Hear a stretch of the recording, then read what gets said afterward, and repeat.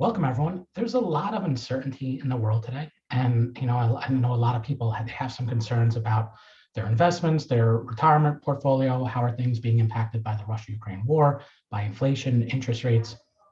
So I wanted to have a presentation or go through a webinar that would really talk about some of those things and really what is truth versus what what we're hearing that's out there. My name is Marc Bautis. I'm today's instructor. I'm the founder and owner of a fiduciary financial advising firm located in Montclair. So here's what we'll cover today. Well, first we'll look at where we are, where's today's global landscape. Next, you may be surprised at how resilient the US economy can be. So I'll show you a really historical view of similar events that are going on now. You'll also want to get an idea of how our government is responding to these daily economic impacts. So we'll spend some time on this topic. We'll touch on the price of oil and gas, get some perspective there.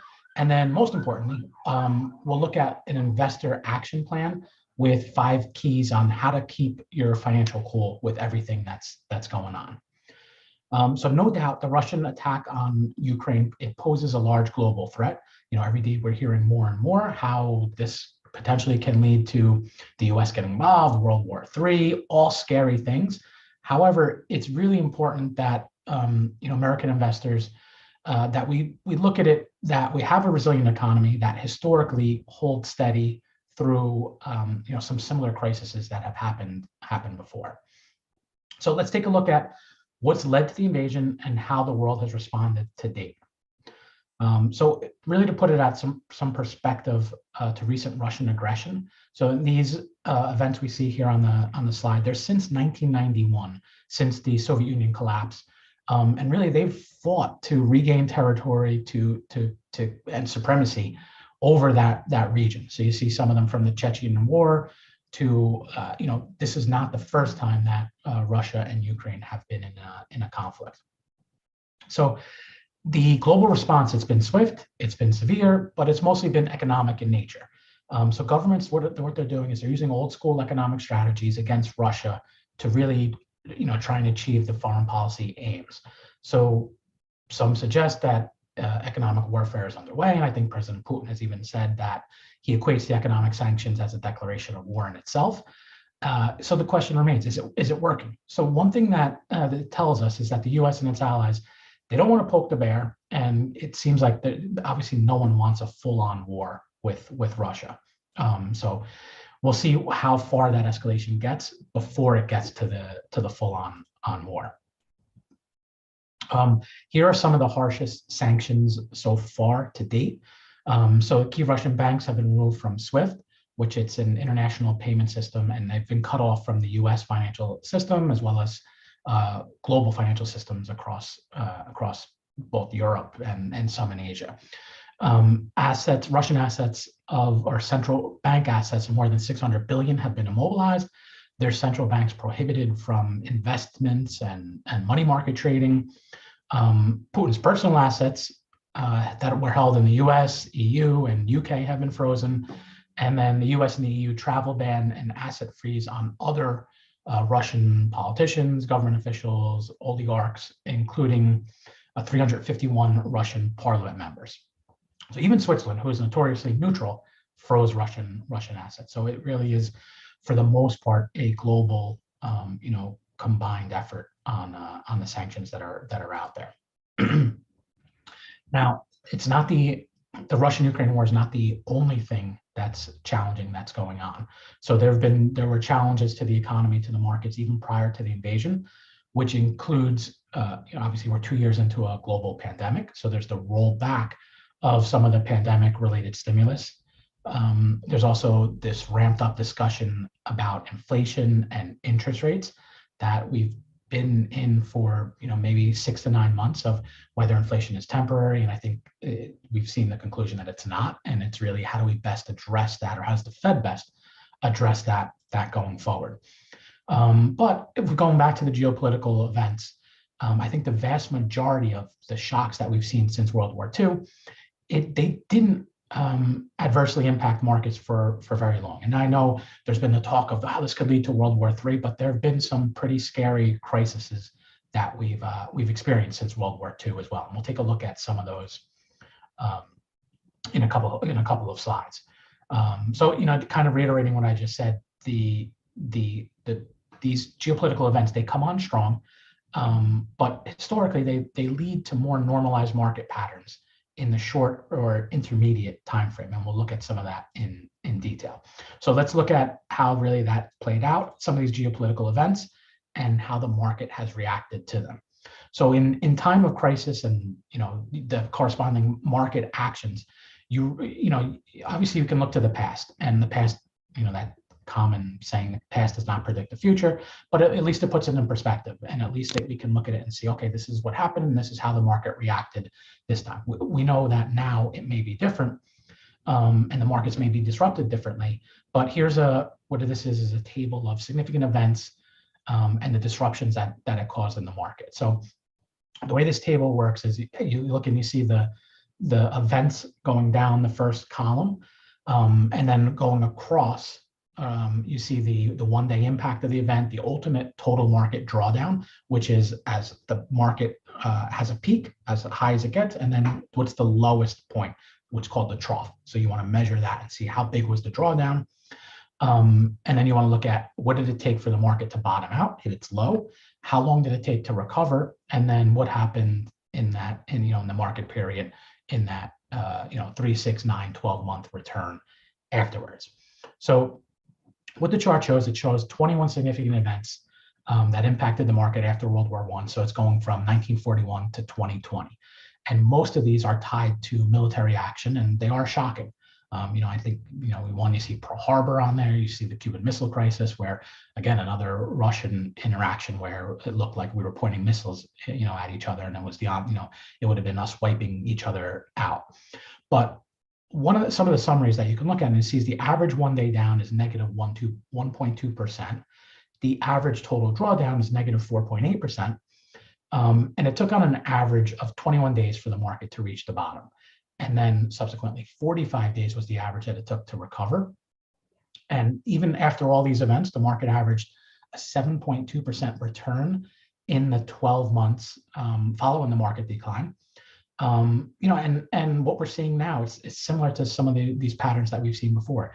In most of the instances, the drops were sharp, they were sudden, but in all cases, they were followed by a recovery. One thing to note, though, is to break even from a loss, the returns must double. So sometimes it does take time. So as an example, if the market is down 18%, to get back to where it was to recover, it needs to go up 36% to get to break even. So, losses do matter.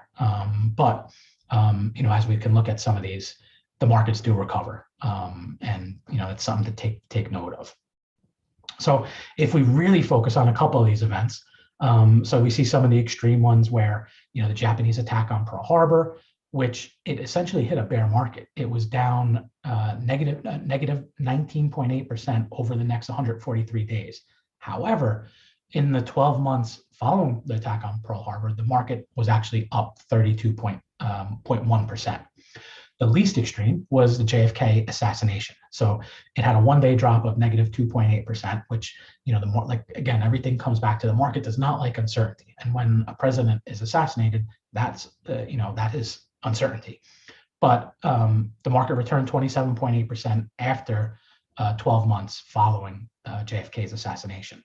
So, while corrections, while bear markets, and for whatever reason, whether it's a geopolitical event that we're talking here, whether it's just part of the economic cycle, they're painful, but they are part of what happens. They are going to happen. We've been a little bit, aside from, well, obviously this year is one, but in March of 2020, we saw with the beginnings of COVID, we saw an enormous drop that month, but we also again saw a quick recovery. So, these rebounds, they basically reward people that stick to their plan, or at least have a plan, and then stick to it and don't do anything kind of panicky or let their emotions take over. All right, so what we'll do now is we'll talk about insight number 2, which is in the short term. We've really focused on Russia and the geopolitical events, but really in the short term and maybe even the intermediate term, what the Fed does next, it'll have a greater impact on the US market. So there's other global factors that are going to have an impact on the economy. As an example, if there's another COVID variant that comes out, obviously that's something that would have an impact. Corporate earnings, right? So quarterly earnings, as normal, have come out over the past month, and for the most part, they've actually been pretty good. There was a time where actually that is corporate earnings and growth is what really would drive the markets. Now we're seeing, pandemics, invasions, and then, part of the inflation and business cycle that are doing it. So, so there's obviously a lot going on. We'll talk a little bit about the Fed's role in this. So their first is obviously with interest rates. And I think part of what caused the, again, going back to the uncertainty and the markets not liking uncertainty, if you remember last year, inflation numbers were rising. However, the Fed kept saying that it's temporary and it's transitory, and the market didn't like that because it's seeing numbers rising on one side, but it's saying that the Fed almost kind of not really, adjusting to it or taking that into account. And then what we saw is a drop, at one point last year in October, November, but we saw it, at the start of this year. Now the Fed's been a little more forthcoming with how they're going to address this with different interest rate increases.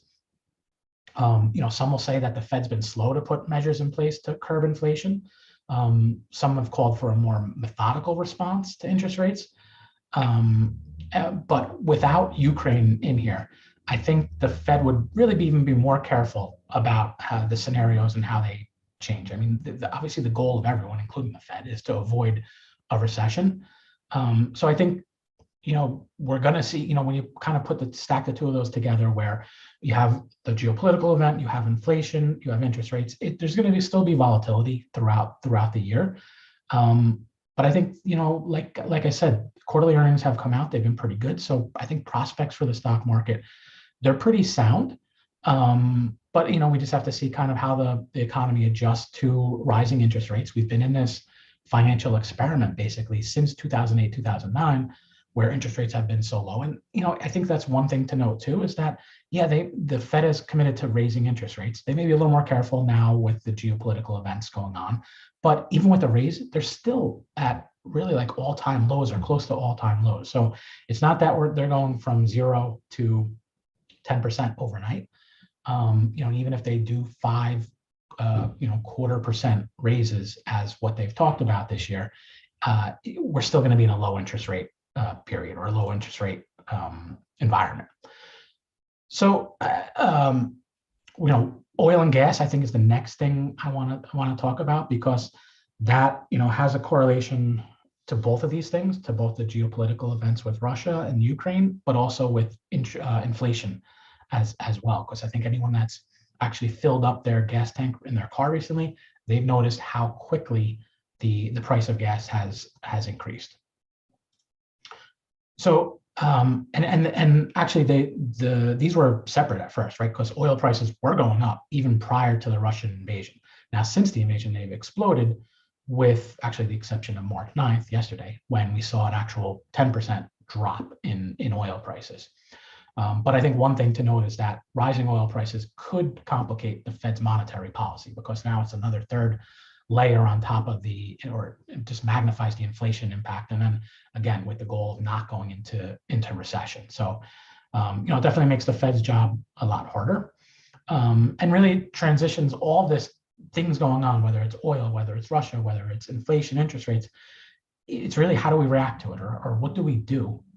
So that, all the scary stuff that's out there, how do we not let it impact what our investment strategy is or how we're managing our portfolio? So we'll look at 5 different ways to keep your financial cool, because usually keeping your financial cool is the best approach out there. When you make some rash decisions, it usually doesn't lead to good performance with your investments or with your portfolio. So here's what the 5 are. They're: invest with intellect, not emotion. Typically, or most of the time, the best course of action during these periods of market uncertainty is to stay invested. And I'll always go to people will say, I don't want to time the market, but I think we should do this because things don't look good. And that's really timing the market. brace for short-term turbulence. There's a saying that the people who do best financially are the ones who lose their online password or turn off CNBC. Again, you have to look at it. CNBC and any of these other media sources, their agenda may not be aligned with what you're trying to do. Their agenda is obviously to get people to watch. It goes back to number 3. It goes back to how important diversification is. You look, there's different types of assets or investments that'll perform better in different environments, right? So we're in an inflationary environment. There may be things that will generate better returns, but also what I think people don't realize a lot is a lot of it is already priced in. So that some people will look in today's environment and they'll say, I think there's going to be a run on defense stocks, so I want to get into defense stocks. And I think a lot of people think that or have thought that, and that has driven up the price of the defense sector. So you have to look at it from the perspective of, all right, everyone knows that this is probably going to happen, but is it going to happen more than what everyone predicts? And then that's when you kind of look at that sector as an opportunity to do that. So number 4, bear markets to corrections, they're common.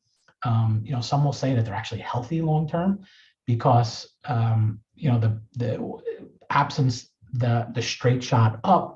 I think we would all like that if things just went straight shot up, but they never do. Things are cyclical. One way of looking at it is, if you maintain a plan of where you're investing, you're continuously investing, you take advantage of that dollar cost averaging. Obviously, for retirees that are not adding money to their portfolios, it's a little bit different. But then there's also the low interest rates that they've been in that environment for a long time as well. And then last, it's the old Warren Buffett adage, buy low, sell high. So at some points there are, different inflection points, there are opportunities out there. There's, if you look specifically at beaten up stocks or different sectors that are beaten up, you have to take it into context because a lot of the ones that are beaten up now have had really great runs over the past couple of years. So just because something is down X% from its high, it doesn't necessarily mean that it's cheap and that it's a buy. You kind of have to look at it from the more holistic approach of, all right, this is where it is now, this is where it was, and this is where we think it's gonna be. And if you take all that into account, there may be opportunities out there. So let's look at some of these. So this chart here that we're looking at it's actually research from Dalbar, and what they do is annually they measure the average investor returns versus the markets on both the stock and the bond side over a 20-year period. So what it shows is that the stock fund investor, they've had an average annual return just shy of 6% versus the market, which is returned 7.5%. So again, remember, the average individual investor, they're trying to make different decisions, whereas the market is something that just is the market and it stays invested. So it really goes back to that whole does market timing help or not help? Bond fund investors, they've had the average return of 0.6% annually versus nearly 5%. So actually the one thing, similar message here that bond investors do worse than actual bonds. But if you look at that 5% average for return of bonds, that's not typical. So bonds don't usually go up in price 5% per year. So that's another thing to consider when investing in fixed income is how much bonds have gone up over the past 10 years and whether the opportunity, the risk in there in case interest rates goes up is worth the return that someone can get. All right, so now bracing for short-term turbulence. Now, not everyone obviously invests on January 1st and sells on December 31st, but here's an interesting analysis of intra-year declines. So even in good and really great calendar years, there can be negative periods within those years. So from 1980 to 2021, every period witnessed an intra-year decline. So that's at some point during the year, there was a decline that you can see at the open or that white shading at the bottom. So it's showing you what was the biggest decline in that year. So if we take 2020, the year that COVID, and obviously it's an abnormal year, but the S&P 500 returned 18% for the year. But during the pandemic, the market was actually down 34% at one point. So if this isn't the biggest use case of not trying to time it, because in March when that market was down, a lot of people, we have a global pandemic where people don't know if they're going to live or die. people are trying to say, all right, it's emotions are running high, and you want to think, I want to get out of this. I don't want to deal with this. And really, the reality was the best thing to do would be not to stay invested at that time. So yeah, emotions always tell us there's always a reason not to invest or to get out of the market. But in reality, that result, you'd be missing out on the recovery. So as an example, if you left the market in 2021, you would have missed out on this 25% or 29% return that the market had that year. And that's the other thing too, is that it's not just a like straight up until it's 29%. There are usually, when it looks its darkest, those are the days of the recovery are usually the biggest increases. As an example, yesterday on March 9th, we saw the Dow or the S&P had its best day since 2020. And we're at the height of the war, and things look bleak from that perspective and everything else going on. The market really had a great day, where if you were trying to time it and were on the sidelines, you would have missed out on that really good day. So next, on diversification, I think rebalancing, it's critical. The market highs, the downturns, they're great times to really look at how is your portfolio allocated compared to strategically how it should be allocated, or because the market's ups and downs will change. You may have a strategy going in, and the market's ups and downs changes that mix.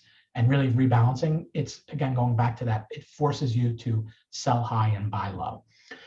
It's no secret that we talked about inflation. There are some assets that perform better in inflation than others. Some of them are real estate, precious metals, even like commodities, collectibles, wine. I actually did a recent podcast on how to invest in a wine, a portfolio of wine.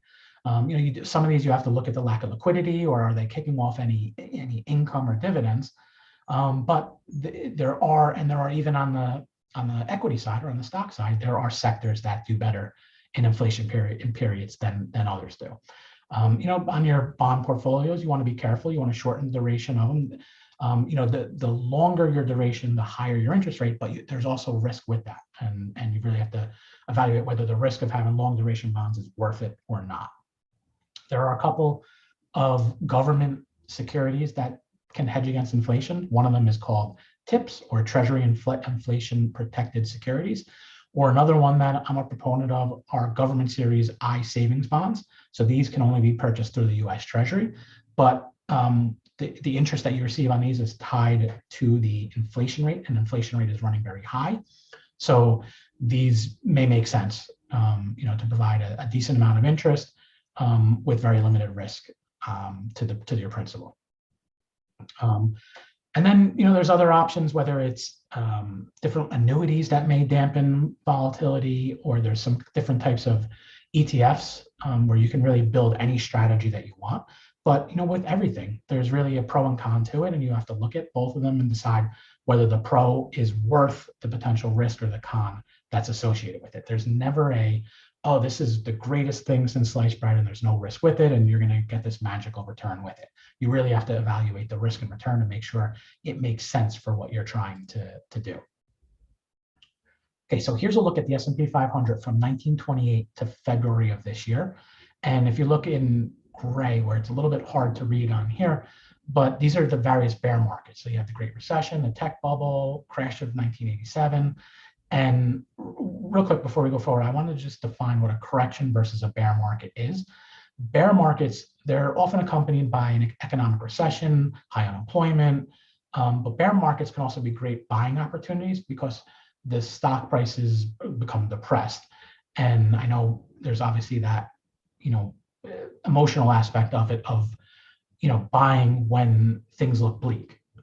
But if you look at it from a longer term perspective, and even if you look at that chart that shows, there's different bear markets over periods of time, but eventually they all turned out to be buying market opportunities. I think some of the biggest bear markets that we know, it's the ones that coincided with the Great Depression and the Great Recession.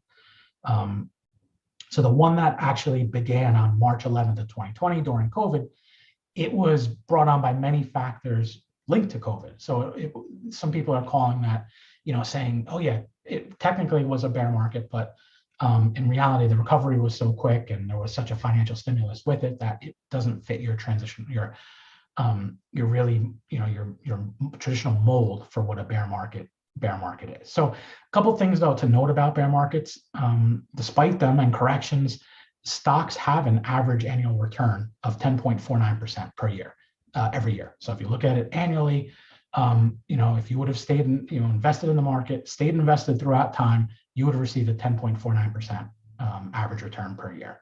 Obviously, there's years where it's up, years where it's down, but over time, you would have received that. So stocks are definitely an asset class that can help grow your money, create wealth. I know they're very polarizing where some people say, I don't understand them. I've heard some people equate them to corporate gambling. But it's having growth or creating wealth. It's critical in financial planning because one, it helps safeguard against inflation. More growth that you have equals the more income in retirement. And then it's you want growth throughout your investment life cycle. But there's also the risk that comes with it. So you have to be emotionally, able to say, okay, I can, and have the right risk return in your portfolio for what makes sense for you. Everyone is different. And, I see some people try and say, well, I should do this, or I want to do this. Yeah, that is definitely part of it. The whole risk return really correlates what risk that you should have so that you can, retire at 65 or 60 or whatever and not run out of money, but also so that emotionally it's not so taxing that you want to make changes every time there's some kind of drop or a correction that happens. So running up to the 2020 bear market that was triggered by the pandemic, we really had an unprecedented 12-year period of prosperity and growth. So that's kind of aligns to that, financial experiment that I said from when we had the market drop in 2008, 2009. And having that long of a cycle where, there was a couple of years in there where we did have a negative return, but as it relates to investing, it's unusual that it would go on for that long of time. So I think what happened is we're sort of lulled into this unrealistic expectation that, that the stocks always are just going to go up in a straight line up. But if you look at the last 94 years of the S&P 500, and if we look at how many times the market's been down and by how much, it's actually been negative 25 of the 94 years. So almost 27% of the time, the market actually has a negative return for the year. So that's pretty, and down 20% or 15% or more, 6 times, down 10% or more, 12 times, down 5% or more, 19 times. So, the market does go down. But, it does, going back to what I said earlier, it rewards the person that stays in it long term. And really here, we're going to look at why that's important, how timing the market can hurt you. So what this looks at is in each decade, if you remove the best 10 days of the market, so that's really the investor who didn't flinch with their allocations, you would have had a cumulative return of 17,715%. However, the investor who was out of the market on the 10 best days per decade, the cumulative return, total return, would only have been 28%. So it really highlights the impact of not staying with your strategy and trying to time things. And I know it's hard because emotions can really challenge us, but it's important to kind of have the right amount of risk in there so that it never gets to that point where you make an irrational decision that really does have a long-lasting impact on your investments. Okay, so number 5 is buy low, sell high. So again, it's important to keep a long-term horizon in mind. I know sometimes when we talk to people, we look at, well, what is the purpose of this? Is this of this money? Is this chunk of it or part of it something that you're going to utilize in the next 6 months, 3 months, year, 5 years, 10 years, 20 years, and how we treat that should be differently because time horizon is very important. When the market's at the peak, what I see is I see that state of euphoria where, you kind of think it's never going to stop going up and you just want to, and people want to add to it and allocate more to stocks or a hot sector because you think the winners are going to keep on winning. And then I see the reverse is obviously true too. When things drop, some people even tell themselves, okay, when the market goes down, I'm going to buy. because they want to do this. They want to buy low, sell high. But what happens is when the market's dropping, just the rationale that people think is it's not going to stop dropping. It's going to keep continuing dropping because there's probably some bad news out there that people associate to the drop. So you think, why am I even in stocks at all? And I should sell and sell. And then what happens is you wind up doing the reverse. You wind up selling at lows and basically buying at highs. And that's obviously the strategy we want to avoid and really do the opposite. So you want to invest with intellect. You want to have a plan. Keep an eye on it, or try and think of it long term, and don't let your emotions dictate your short-term decisions on investments. So yeah, I mean, some action plan on it. These are some of the things that we already discussed about how diversification is important, how the stock market. I've seen a recent chart that just looks at the stock market and it looks at all these reasons, not that someone shouldn't have invested in the stock market. Some of those geopolitical things, but other things that went on in the economy. And the reality of it was the market's recovered every time since then, even those events where it looks like the world is ending and it'll never get better. So a couple key takeaways, the vast majority of the geopolitical events since World War II, they've had the short-term impact. It hasn't impacted the market long-term. Probably what's going to impact the market over a longer period of time, are some of the things that are outside of the geopolitical space, whether it's the inflation, some of the supply chain issues. I think worldwide oil and gas definitely makes things even more challenging. But high gas prices, they're not something new. They're something that the market's seen and that it's overcome at certain points. And then from your investment or maintaining your financial cool, it's critical that you look at it. If your portfolio is strictly for a long-term purpose, really look at it from take that approach in terms of how you look at it or how you actually manage it. So I want to thank you for joining us today. We have a learning center on our website, bautisfinancial.com/learning center, where we have previous webinars that we've recorded where you can watch the replay, as well as upcoming ones that we have. And if anyone has any questions about how all this craziness going on impacts them specifically, I'd be happy to you can schedule a complimentary call on our website, bautisfinancial.com/call. We'll be happy to talk to you and see if there's anything that you should be doing, or if there's any place that we can kind of help you with some of the decisions or scenarios that you're thinking about.